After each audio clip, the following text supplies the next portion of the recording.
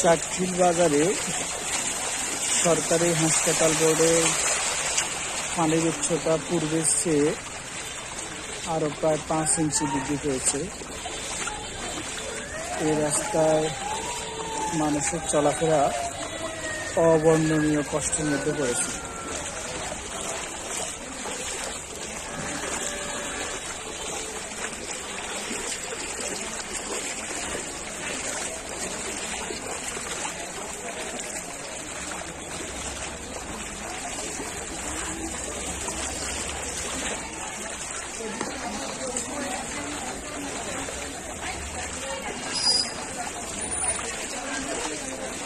যত সামনের দিকে যাচ্ছে তত পানির পরিমাণ বাড়তেছে।